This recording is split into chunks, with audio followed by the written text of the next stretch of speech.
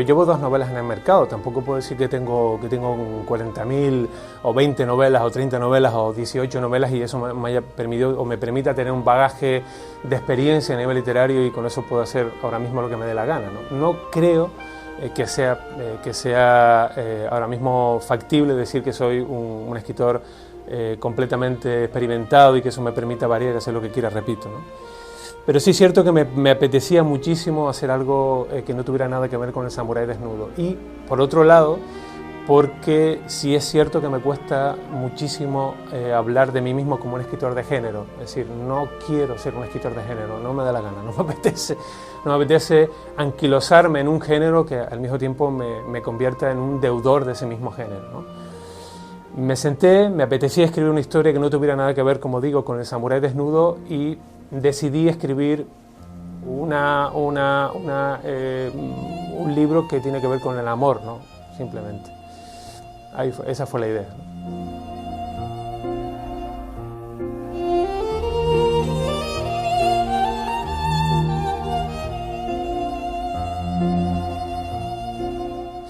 O más asequible, te refieres también, ¿no? Es decir, creo que Apóstol es una historia más asequible, pero no ha sido aposta. Es decir, de la misma manera que antes con el samurái desnudo no me senté a escribir una historia poco accesible para que así lo fuera, pero sí es verdad que me apetecía hacer algo incómodo. De la misma forma, digo, no me he sentado a escribir una historia para Apóstol que sea más cercana para llegar a otro tipo de lectores. Eso la verdad que me da bastante igual, ¿no? Es más asequible por el propio corpus de la novela, ¿no? que me apetecía, como digo, escribir una historia que estuviera ligada a la sensación o al sentimiento del amor y me parecía que como tal había que hacer algo menos ligado al caos de alguna manera y más ligado a una sensación, un sentimiento que es mucho más universal y mucho más cercano, ¿no? No ha habido nunca intención de hacer algo más asequible simplemente por parecerlo así, ¿no? La verdad que no.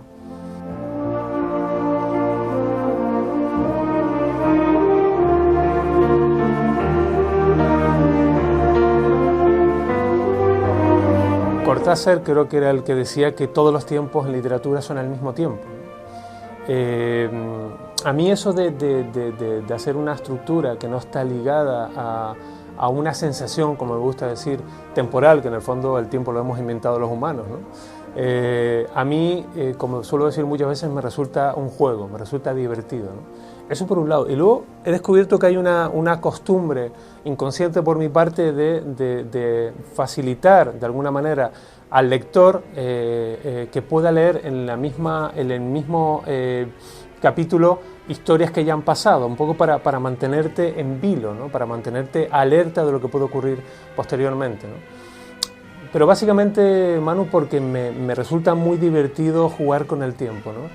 Tener poder para dominar el tiempo y trasladarlo a la literatura, a un hecho intelectual, a un hecho cultural, como puede ser un libro, a mí me da mucha libertad creativa y me divierte, me gusta, ¿no?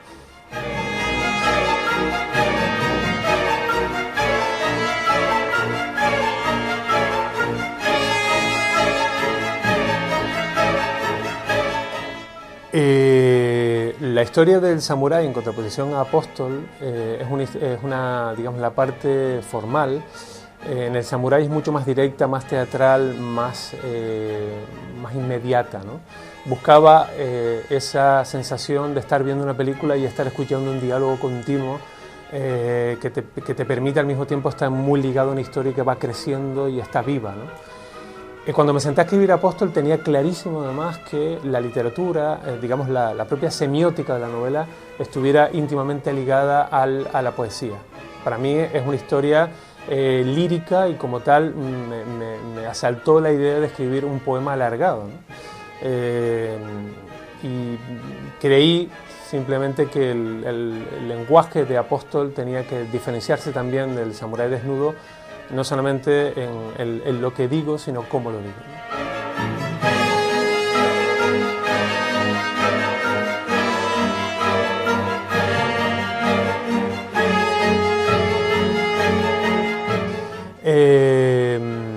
Comentamos tú y yo el otro día, y además es curioso porque hay una referencia para mí muy clara en la novela al romanticismo del siglo XIX y por lo tanto la literatura del siglo XIX. que en ese paradigma de cercanía al amor trágico hay una dicotomía entre el amor y la muerte que está en la novela, ¿no? que es muy cercana a Apóstol, ¿no? El amor de Apóstol está íntimamente relacionado con la sensación o con la idea de la liberación, de la libertad, ¿no? Por eso en la portada hay un cordero, ¿no? Para alejar al protagonista y acercarlo al mismo tiempo a esa idea de amor cristiano ligado al sufrimiento, a la pérdida, a la factura que produce en definitiva la religión con respecto a la emoción, y alejarlo del amor ligado a la libertad, al deseo, a la pasión, a todos esos valores románticos propios y naturales que están íntimamente ligados como digo, al amor sin ataduras, ¿no? El amor en la novela está mucho más cerca de la liberación que de la deuda. Esa es la idea.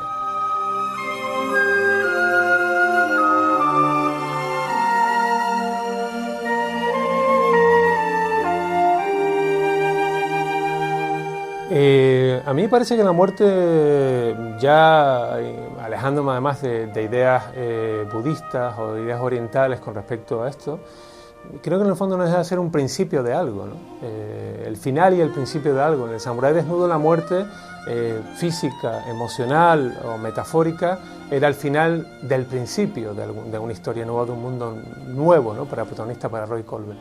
En Apóstol la muerte, como te dije antes, está más ligada a la idea romántica de cortar por lo sano con la vida cuando la vida no te da lo que tú esperas de ella, ¿no?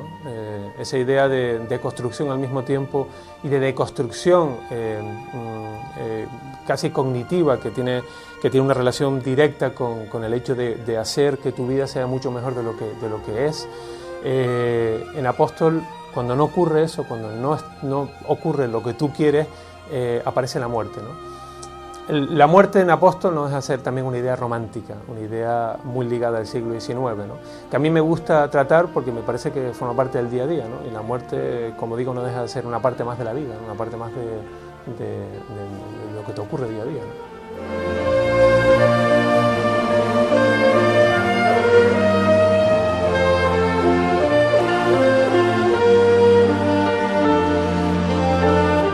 Sí, latente. Además era uno de los mayores miedos que tenía al escribir la novela, ¿no? Que, además yo que tengo varios lectores que me leen además entiendo con cierta objetividad, les pasé la novela cuando la iba escribiendo, les decía, por Dios dime si esto se acerca a la lágrima fácil, ¿no? Al ñoñerío, porque era una de las cosas que me daba bastante miedo, ¿no? Como escritor. Eso cuesta porque en cualquier momento puedes poner de manera inconsciente, técnicamente se puede hacer, y también de manera inconsciente puedes meter algo en la novela que esté muy ligado a la lágrima fácil, ¿no? Yo puse ciertas escenas de la novela en ciertos lugares para que no pasara eso, ¿no? Y luego porque yo quise alejarme en cualquier momento de esa idea romántica de la película actual ligada a la lágrima por la lágrima, ¿no? Casi, ¿no? Hemos hablado tú y yo muchas veces de una película más, he tenido reacciones curiosas en Facebook de una película que me parece muy interesante a la hora de estudiar precisamente esto, ¿no? Que es El diario de Noah, ¿no? En contraposición a otra que voy a decir ahora, que para mí es básica además en la escritura de Apóstol, ¿no? El diario de Noah precisamente va por ahí, ¿no? Que me parece una película absoluta y completamente fallida en la idea de lo romántico, íntimamente ligado a la lágrima por la lágrima, no sé, a mí es que me resultó muy fallida, ¿no? Y luego hay una película que, repito, para mí fue fundamental a la hora de construir la idea de Apóstol, que fue Tierra de Penumbras, la película de Attenborough, una película maravillosa, absolutamente romántica, que recomiendo a todo el mundo, pero ese romanticismo que tiene sí que está muy íntimamente ligado a la costumbre o la idea de la libertad, ¿no? A la idea de no pertenencia, ¿no? Cuesta mucho, sobre todo porque estás escribiendo y estás lleno de referencias que quieres evitar, ¿no? Porque estamos llenos de referencias, entre comillas, buenas y referencias, entre comillas, malas, ¿no? Yo lo pasé esto a mucha gente y hubo mucha gente que la mayoría de las personas me dijeron, Manuel, no estás acercándote a la ñoñería, menos mal, y me quedé mucho más tranquilo. Espero no llegar ahí, pero sí era uno de mis miedos, sí, es verdad.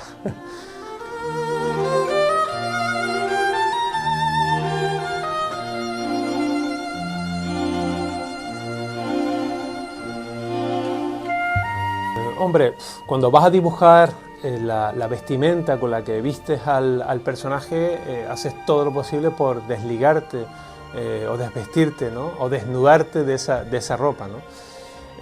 Hablamos de dos personajes que están en edades completamente diferentes. Roy Colby tiene 17 años. Bueno, también es verdad que Lucas tiene diferentes edades durante la novela, pero la edad principal, una de las edades principales es 50 años, es decir, no tiene nada que ver una con otra. Todos hemos tenido una adolescencia pues muy cercana a la, como digo yo, a la metafísica, ¿no? A la idea que te aleja y te acerca al mismo tiempo de un mundo en el que no quieres vivir, ¿no? Yo me he sentado a escribir una historia en la que intenté de todas maneras alejarme de la estructura, digamos, personal de Roy Colby y de lo mismo de Lucas, pero evidentemente en ambos hay mucho de mí, ¿no? Hay muchísimo de mí. Repito que cuando te sientas a escribir y haces un personaje lo más alejado de ti, en el fondo muchas veces cuanto más te intentas alejar, más te acercas, ¿no? Porque evidentemente ese personaje tiene muchísimo que ver con tu experiencia vital, ¿no? Yo estoy lejos, pero evidentemente muy cerca de ambos personajes y de todos los personajes que están en la novela también.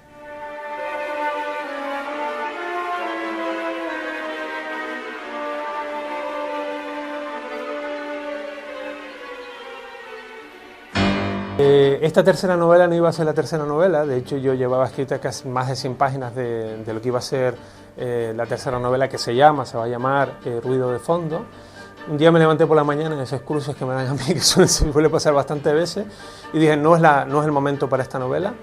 La he cerrado para más adelante, no sé si es la cuarta, la quinta o la sexta, y al mismo tiempo me estaba asaltando una idea que llevaba mucho tiempo en mi cabeza, y he decidido que esa sea la tercera novela, que también tiene título, y que espero que sea un homenaje, o que parezca un homenaje sentido, entre otras cosas, a Luces de Bohemia de Valle Inclán, ¿no?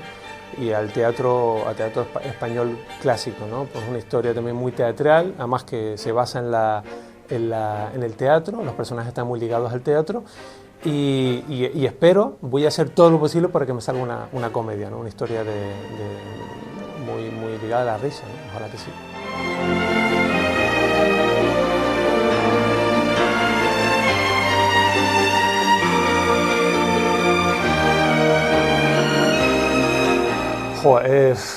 Del Medio Ediciones es una idea que estaba rondando en mi cabeza hace un mogollón de años, que estoy además muy contento, muy feliz de que haya sido el momento ahora, quizás antes no lo era. Tiene mucho que ver con el impulso, la creatividad, la persona de Emilia Vié, locutora y amiga, y además que tiene una creatividad, como digo, fantástica, y mis propias ideas se han unido para crear, o estamos ya muy avanzados en ello, una editorial en la que nuestra idea es acercarnos a historias que no se están contando demasiado, que yo creo que tienen además mucho hueco en la literatura actual, y como dicen los expertos en marketing, que creo que hay muchos nichos de mercado que no se están cubriendo. Y luego, evidentemente, es una idea muy romántica por nuestra parte de crear una editorial que esté muy cercana al escritor en todos los sentidos, muy cercana a las presentaciones, muy cercana a la parte de creatividad, apoyarnos en la cada vez más persistente redes sociales, en fin. Creo que la idea es muy interesante, la vamos a llevar en breve. Y bueno, yo espero que en mi siguiente novela, la tercera, aparezca bajo esta nomenclatura de nueva edición, de nueva editorial, el año que viene, ¿no? Y aprovecho también para decir que hay una idea que tengo hace mucho tiempo, me gusta escribir poesía también, y es hacer una colección de poemas que espero también salga a la luz el año que viene, el año 2016, que va a ser un año lleno de ideas y de creatividad, ¿no? Esa es la idea, ¿no? Esa es mi sueño, ¿no?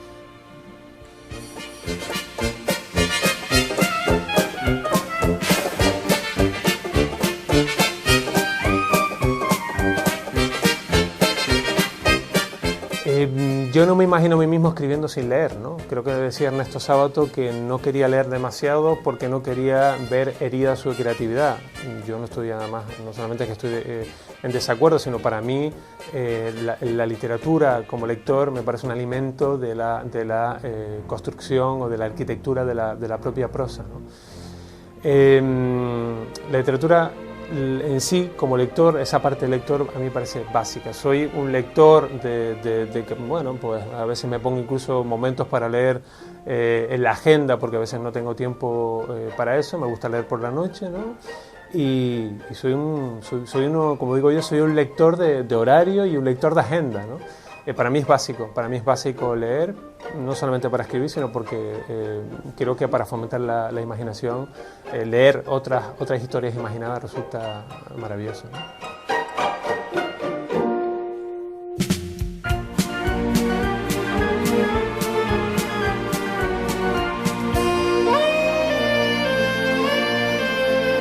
Mira, lo último que he leído, hace además muy poco, leí un ensayo de Jesús Lenz, que recomiendo por encima de todas las cosas, que es un ensayo novelado, está lleno de homenaje al cine y homenaje a África, de rodajes hechos en África, que se llama Cineasta Blanco o Corazón Negro, ¿no? Así, haciendo un juego de palabras con la película de Clint Eastwood, que la verdad que recomiendo por encima de todas las cosas, ¿no? A mí me gusta leer ensayo, me gusta leer narración, me gusta leer novela, me gusta leer filosofía, me gusta leer un poco de todo.